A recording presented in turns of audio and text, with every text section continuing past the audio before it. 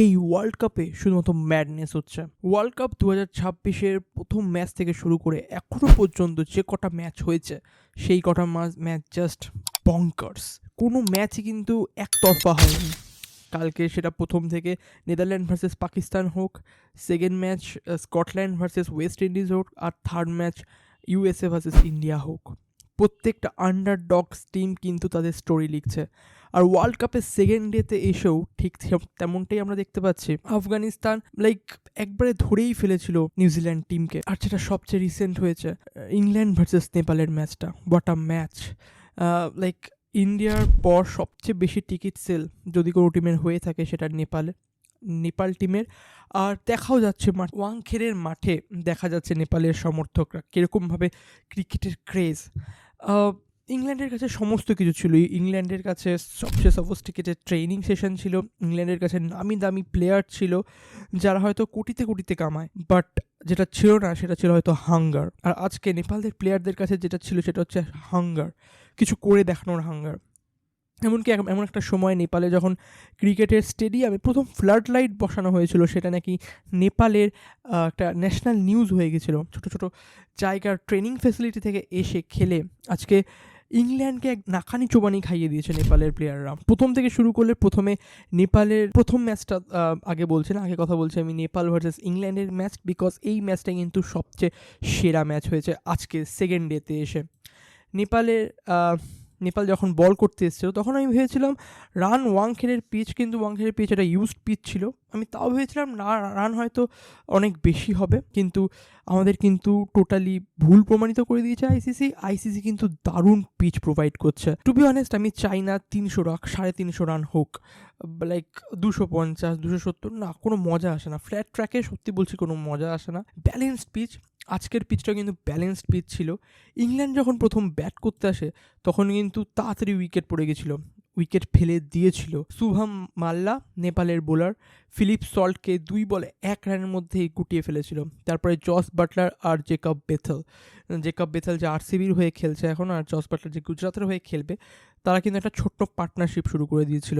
But কিছু time পরে Jos বাটলারকে নন্দন Yadav out করে দিয়েছিল। বাট তারপরে টম বেন্টন আসার সঙ্গে সঙ্গেই টম বেন্টন ফিরে যায়। কুইক উইকেট পড়ে গিয়েছিল 43 রানের পরেই। 57 ওভারে গিয়ে 3 উইকেট পড়ে গিয়েছিল 6.1 ওভারে। তারপর জেকব বেথেল আর হ্যারি ব্রুকের মধ্যে একটা লম্বা পার্টনারশিপ হয়েছিল 128 পর্যন্ত। বাট তারপরেই একটা কোল্যাপসের মতন হয়ে গেছিলো, কারণ 128-এর পরে 137-এ, তারপর 157-তে তাড়াতাড়ি করে উইকেট ফেলে দিয়েছিল নেপাল প্লেয়াররা। আর যাদের মধ্যে সবচেয়ে ভালো বোলিং করেছে সে হচ্ছে দীপেন্দ্র আইরি সিং, 3 ওভারে মাত্র 23 রান দিয়েছে। আর তার সাথে নন্দন যাদব, যে 3 ওভারে 25 রান দিয়ে 2 উইকেট তুলে দিয়েছে। সবচেয়ে খারাপ বোলিং যদি কেউ করে থাকে তাহলে এই ম্যাচে ক্যারান কেসি। আর হয়তো বলতে নেই, তিনিও একজন প্লেয়ার, তিনিও অনেক চেষ্টা করেছে, বাট আমার মনে হয় লাস্ট ওভারে যখন তিনি ম্যাচের লাস্ট ওভারে যখন বল করেছিল ক্যারান কেসি, সেখানে তিনি 21 রান দিয়ে দিয়েছিল। আর এই রানটাই হয়তো আজকে ফরাক হয়ে গেল, নইলে নেপাল হয়তো ইজিলি এই ম্যাচটা জিতে যেতে পারতো, অনেকক্ষণ আগে জিতে যেতে পারতো। ইংল্যান্ডের ব্যাটিংয়ের কথায় আসি, উইল জ্যাক্স প্রথমের দিয়ে কিন্তু সময় নিচ্ছিল, 11 বলে 6 রান করেছিল, কিন্তু তার নেক্সট 7টা বলের মধ্যে কিন্তু একটা বিশাল রানের ফরাক করেছিল, 4টে 6 আর একটা 4। কিছুক্ষণের মধ্যেই পুরো ম্যাচটাকে ঘুরিয়ে নিয়ে গেছিলো। আর লাস্টে উইল জ্যাক্সের যদি ওরকম রানটা না আসতো তাহলে কিন্তু এতটা পর্যন্ত ইংল্যান্ড আসতেই পারতো না।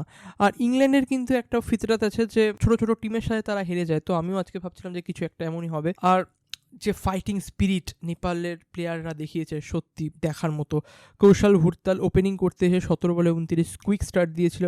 রোহিত পরেল যে ক্যাপ্টেন, সে কিন্তু টাইম নিয়ে খেলছিল, এটা আমার একটুখানি অড লাগছিল, বিকজ সবাই খেলছিল, বাট একটা অবশ্য থাকা দরকার অ্যাঙ্কার ইনিংস যে খেলে। বাট আর স্পেশালি অ্যাসোসিয়েট টিমের যারা এরকমভাবে প্লেয়ার থাকে তাদের জন্য। বাট আবার সেই Dipendra Singh Airee, what a player, what a boy! মানে বলিংও দুর্ধর্ষ করেছে আর ব্যাটিংও 29 বলে 44 করে দিয়েছে। আর তার সাথে যে লাস্টের দিকে এসে লোকেশ বাহাদুর পাম 20 বলে 39, হোয়াট আ ম্যাচ!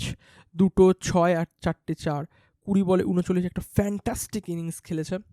বাট কোনোভাবে জিততে পারেনি। বাট আন্ডারডগ স্টোরিজ লিখছে কিছু কিছু টিম। তারপরে আফগানিস্তান আজকে কিন্তু দারুণ স্টার্ট নিয়েছিল, আর সেকেন্ড ইনিংসে এসে নিউজিল্যান্ডকে প্রায় আউটই করে দিয়েছিল, তাড়াতাড়ি করে 2 উইকেট ফেলে দিয়েছিল, বাট প্রেশার হ্যান্ডেল করতে পারেনি।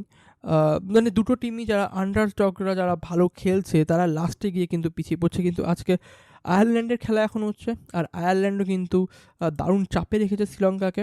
লাস্ট ওভার পর্যন্ত 6 ওভার থেকে প্রায় 15 ওভার পর্যন্ত কিন্তু কোনো বাউন্ডারি আসেনি। বাট এখনও খেলা হচ্ছে, আমি জানি না কী হবে এটাতে, বাট খেলাটা কিন্তু দারুণ হচ্ছে। তো আইসিসির প্রত্যেকটা ম্যাচই কিন্তু এখন পারফেক্ট হচ্ছে, ব্যালেন্সড হচ্ছে, আর ওয়ার্ল্ড কাপে ম্যাডনেস হচ্ছে। টিম সাইফার্ট আজকে আবার একটা দারুণ ইনিংস খেলেছে। আমাদের কেকেআরের জন্য কিন্তু দারুণ মনে হচ্ছে আমাদের সিজনটা যেতে পারে যদি ফিলিপ সল্টকে রিপ্লেস করে আমাদের এই টিম সাইফার্ট। দারুণ টাচে আছে, দারুণ লাগছে। টিম সাইফার্ট আজকে দারুণ ইনিংস খেলেছে, বাট আফগানিস্তান হেরে গেছে এই ম্যাচটাতে। আর সর্বশেষ ম্যাচ, অর্থাৎ তৃতীয় ম্যাচ যেটা এই মাত্র শেষ হলো, সেটা ছিল আয়ারল্যান্ড ভার্সেস শ্রীলঙ্কা। প্রথমে তো আয়ারল্যান্ড খুবই ভালোভাবে টাইট সিচুয়েশন রেখেছিল, বাট অবশেষে এক্সপিরিয়েন্স ম্যাটার। আয়ারল্যান্ড খুবই কম ক্রিকেট খেলে, লাস্ট 3-4 মাস ধরে কোনো টি-20 ক্রিকেট খেলেই নি আয়ারল্যান্ড, আর সেটাই কিন্তু আবার প্রমাণ পাওয়া গেল। খুব ভালো বোলিং করেছিল ফার্স্টের দিকে, বাট শ্রীলঙ্কাকে চেপে রাখতে পারেনি, আর সেটাই হলো যেটা হওয়ার। শ্রীলঙ্কা 163 রানে একটা রান স্কোর করলো, আর খুব ইজিলি আয়ারল্যান্ডকে গুটিয়ে দিল বা আয়ারল্যান্ডকে আউট করে দিল বলা যেতে পারে। যদি player to watch out for যে আজকে ভালো খেলেছে, সে হচ্ছে আমাদের কুশাল মেন্ডিস। একটা দারুণ ইনিংস খেলেছে, সলিড ইনিংস খেলেছে, যেখানে সবাই আউট হচ্ছিল সেখানে একমাত্র কুশাল মেন্ডিসই কিন্তু টিমটাকে ঠিকভাবে রেখেছিল, ম্যাচটাকে ইজিলি বার করে দিয়েছে। কুশাল মেন্ডিস 56 রান করেছে 43 বলে, আর কুশাল মেন্ডিস ছাড়া কাইমিন্দু মেন্ডিস একটা ঝোড়ো ইনিংস খেলেছে 19 বলে 44 রানের, 2 6 আর 4 4-এর মাধ্যমে টিমের স্কোরটাকে, এই পিচে 163 স্কোর ছিল কিন্তু দারুণ একটা ডিফেন্ডেবল স্কোর, আর সেটাই করিয়ে দেখিয়েছে। 143-এ পুরো অল আউট করে দিয়েছে আয়ারল্যান্ড টিমকে। যদিও আয়ারল্যান্ড টিম ফার্স্টের দিকে ফাইট করছিল, হ্যাঁ হ্যারি ট্যাক্টার বলতে গেলে স্পেশালি, আর রস অ্যাডার পাওয়ার প্লের সুবিধা নিয়ে রস অ্যাডার কিন্তু দারুণভাবে খেলেছিল। 23 বলে 34 রান করেছে, 5টা 4 আর 1টা 6-এর মাধ্যমে। হ্যারি ট্যাক্টারও 34 বলে 40, যদিও স্লো খেলেছে, বাট ঠিক আছে, এই পিচে এই ইনিংসগুলোই দরকার। বাট অ্যাট দি এন্ড গিয়ে কিন্তু জিততে পারলো না আয়ারল্যান্ড, বিকজ যেটা একটা এক্সপিরিয়েন্স ম্যাটার, আর ক্রিকেট অনবরত খেলা যেটা ম্যাটার করে সেটা কিন্তু করেনি। সেই কারণেই আজকে আয়ারল্যান্ড হেরে গেছে, স্যার শ্রীলঙ্কা 20 রান জিতে গেছে। So that's it. If you like the video, please subscribe my channel and like share.